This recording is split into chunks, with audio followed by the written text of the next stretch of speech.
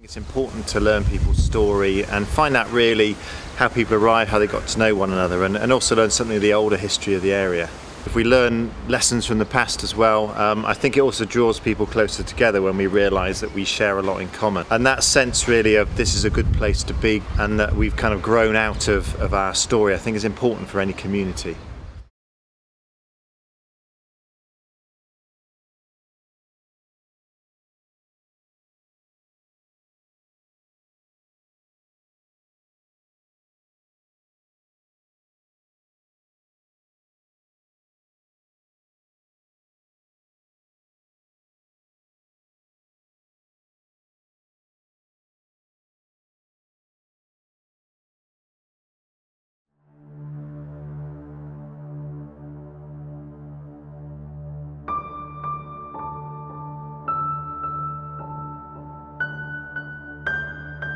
I've always been interested in sort of the history that doesn't get written down, and a lot of people come from what we call the Old End. The Old End is, like we say, in Aston, Smallheath and all those areas around it.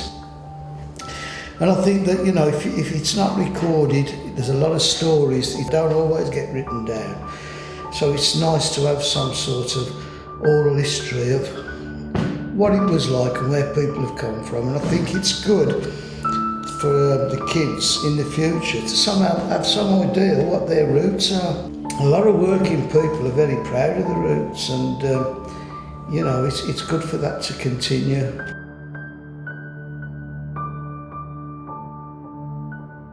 There is really no old days with Chelmsley Wood because we all moved together.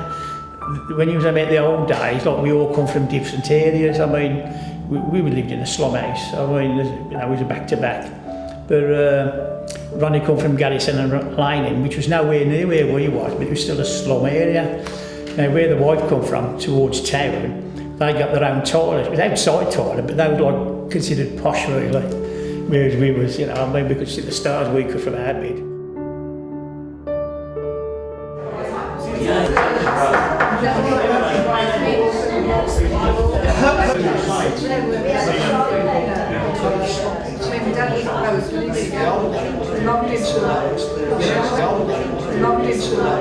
Down the Old End, the gas meter was looked on as a money meter, basically, wasn't it? You'd save your money and you'd have your fags out of that, like. Yeah, but I often wonder because, like, you know, they've got these smart meters today, and it takes ages for the gas to come back on. You press it, you put threepence in, you go clunk like that, and the gas was there. It's so smart today, are they? New technology. We used to go round to my nan and granddad's because they had a TV. My mum and dad couldn't afford a TV. They couldn't afford one. So anything that we wanted to watch, we'd go round to my nan and granddad's. They knocked parts of the wall out in each attic. Yeah. So that you could escape. It was very, very thin, it was. And each attic had an escape route. But it didn't even no health and safety. No. And the accidents that used to happen with people hotting up buckets of water to put it in, you know, I don't think there's any record of it, but, you know, you used to keep putting the hot water in, because if you were the youngest, you got a bath first.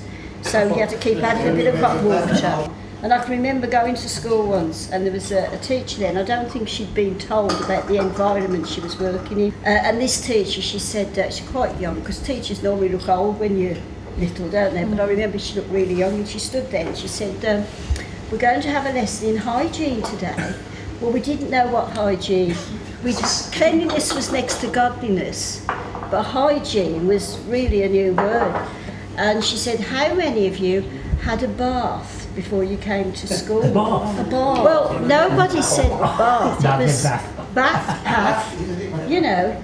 So we all looked at what, nobody had a bath first thing in the morning. Who had a bath last night? Well, nobody put their hand up. And then this little lad at the back, he put his hand up and he said, Miss, I had a bath at Kent Street 2 weeks ago. Because if you had a bath at Kent Street in your own clean water, you somehow felt that it would last you because it was clean water.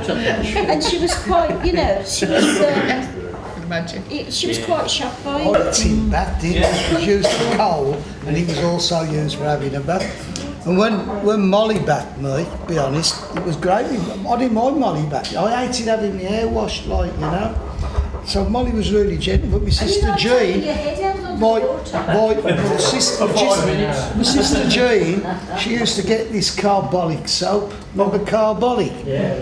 And she'd always trick me into having my hair washed. And what she'd do, remember the milkman used to come and used to have them little bottles of orange. Remember those little bottles?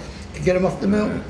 And I must have been only a baby lot, but I remember she'd say, make the bubbles with the bottle. And I'd fall for it every time, make these bubbles, and then she'd attack me with the carbolic soap. Every time. And when we used to go to Lewis's, do you remember Lewis's? You'd go to have your hair cut and you'd sit on them big animals and have your hair cut. Yeah, that was the zoo at the top, wasn't it? There was a The zoo at the very top, wasn't Yeah, it? you'd sit on the big The animals. big zoo, top of Lewis's, there was a big zoo. And you'd sit on the animals and have your Zoo on the roof. and you'd have your hair cut. And lots of people jumped off Lewis's roof to commit There suicide. was. They closed the roof off as well because they had suicides. Because people used to say, oh, I feel like jumping off Lewis's roof. It was a well-known known saying, it was. And do you remember in the winter, all the windows would freeze up inside in your bed? Do you remember? And the And you'd have your blankets, but everybody always had army blankets. And then coats. Oh, we was on at top market, of we had you. RAF coats. Oh, all right, mate. Because of the gas tar and everything, yeah, it kept away a lot of the disease. It's the same at the tarmac on the road. That's right. It's the tarmac, that's right. Yeah. Yeah. When we moved down to Garrisgreen Lane, I used to go down the village, so I used to have to catch swimming mates. It was only kids, it was only about 7 or 8. But you'd all go, there was never a problem. We'd catch the bus on our own, go down to the Vine, catch the number 8 in the circle, get off at Aston Cross. When we got off at the Vine pub, there was a little paper shop there, and you could buy the stink bombs. Remember them little bottles? They were brilliant, weren't they? And we used to get like, it was only about 4p and that. We'd take the bottles back, you take your bottles back, you could go down the match and that. And I used to get my mates to, and I did it too, but if I could get them to do it, it's better because you wouldn't get in trouble. So what you'd do was, now we'd get these stink bombs and we'd get on the number 8 in a circle, and as we went up the stairs we'd break those stink bombs, right? And of course the bus conductor would come out and it would stink and we'd be killing ourselves laughing. They were brilliant, and I remember the conductor would come up and say, have you been laying out? And we used to say, no, it's the gasworks. It is, it's the gas. Oh, it was.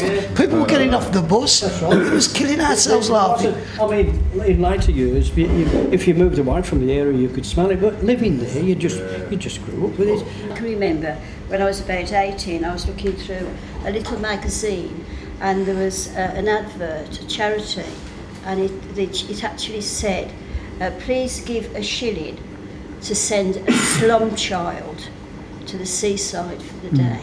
So you were labelled. And if you look in some of Carl Chin's magazines at pictures of the back-to-back houses and the streets, you'll see that there isn't any litter. Horse manure, which didn't stay around very long. You shovel it up and sell it to somebody for tuppence. But there wasn't any litter, there wasn't any graffiti. No one dared draw. And if you also look at the rows of children, pictures of school children and children in the street, as you say, we only had Wellingtons. But if you look at the shoes, if they only had one pair of shoes, they kept them polished. The doorsteps, they used to talk about if you didn't clean your doorstep. Those people, they had no alternative. My mum and dad were bombed out 3 times, you know, so they had to take that accommodation. No one can help where they were born. Up the days, and you went back upstairs, lift the sheet back. Well, we used to have a couple of overcoats and a sheet on it, but you saw these little red mites, thousands of them. And then the old man or the old lady would say, right, get a sulphur candle one. Who's going next door? And, you know, when I was on about the bugs with the sulphur candle, that's what they used to do. We used to go out, lift the beds up, and if we could see the clothes, well, we only just have a sheet, and all the rest was like overcoats. You see millions of little red tiny bugs. And that was the way it was. Oh, with all the cardboard boxes. That's right. It was a war, wasn't it? If somebody tried to nick your cardboard boxes, what you collected from the shops. Remember them old mattresses? You know, if you get your hands like somebody had a mattress. Yeah. You know, you'd have to guard it because the other kids would try. That's right. Yeah. Has anybody got any memories of when we first came onto the wood? I mean, I can remember when we came on, what was it, 72? Same as us. 72. We lived in 72 and we moved into the Masonette. When they went and saw these, because suddenly they didn't have a bath anymore, they had a bathroom.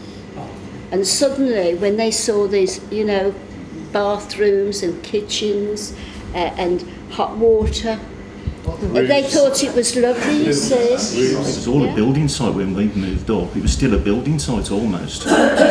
Queen came to open the wood up and they had to paint all the mud green. They sprayed it green. They sprayed it green. You know what I mean? Just to make sure that it looked good for when she turned up. I mean, Chelmsley Wood had a bad reputation, but... Oh yeah. It started off with a bad reputation, and it was one of the things. It was quite simple. The majority of people who came onto Chelmsley Wood were from the inner cities, weren't they? That's exactly what happened. And people said, "Oh, you know, we're getting all the dregs from the inner city and that." And it got unjustly so. It got a bad name. Really. The Birmingham Mail actually did a thing about all the families that are coming from the inner cities moving over here. Yeah. So it was condemned from the very first by the Evening Mail that did it actually. Terms like slum clearance and slum families, that very word paints a picture for a lot of people and it sticks. It's a stigma. It's a stigma, and really, instead of them sort of was it the Birmingham Mail sort of running the story that finally justice for the people who have lived and worked in such terrible conditions are being given decent homes. That's a better way of putting it than saying we're getting all the slum dwellers. The trouble with running Chelmsley Wood down was that it was the elasticated borders, because there was a lorry set on fire not long after we moved up to there. At the bottom, after the collector road opened actually, so it was set on fire right at the bottom of the collector road at Castle Bromwich, and the headlines in the Mail it was Chelmsley Wood. It was nowhere near Chelmsley Wood, was it? And then you got things happening in Marston Green, what happened in Chelmsley Wood. It was just saying that the Evening Mail seemed to want these elasticated borders. They'd got this down on Chelmsley Wood for some reason. But when you look at Chelmsley Wood geographically, it's very small. Chelmsley Wood is only the immediate area around the town centre, because you've got Fordbridge, you've got Marston Green, you've got Smith's Wood. Chelmsley Wood, but they call Chelmsley Wood the whole area of Chelmsley, which is a massive estate as Chelmsley Wood, and it isn't, is it? And it was areas 1, 2, 3 and 4, and then they started giving them names, and like Fordbridge, Kingshurst and so on and so forth. And it's been I mean, the community here now is a super community you know, and when you consider that they all came from different parts, and I remember in the 70s when they came, it was very important what part of the city you come from. You know, because let's face it, if you came from the north, it was Aston Villa, because it was a big football. If you came from the south, it was Birmingham City. And you know, there was a lot of rivalry between them, even though they all lived close to each other. But people mucked in. I get it all. You live on Chelmsley Wood, and people say, I come from Solihull, and I never say that. No. I always say, no, I live on Chelmsley Wood, because I'm quite proud to live on Chelmsley Wood, because I think the majority of families on Chelmsley Wood are decent people. In the early parts of the century, and probably even before there, people used to walk all the way from Marston Green to Orcott Hall, which originally was a farm there, and have their afternoon cream teas there, and then carry on to the Bluebell Woods, as we would call them, and perhaps pop in on the way back as well. You know, it's when you think of what it was originally, it's before it was built, before Chelmsley Wood Estate was even thought of. It was a fabulous place to come to, you know, and it was a real joy to pop on your bike and come out here. Yeah. Yes, it is a different place, you know, like, best way I can explain it, you know, when a wine matures with age and it's established, the trees, the people, because we've all grown up together, and some of the kids, I can remember, I can see some of them now, I can remember they were little, and now they're married with children of their own. I think this is a lovely place to live. I really do, and the best way I can describe it is it's matured, it's a fine wine.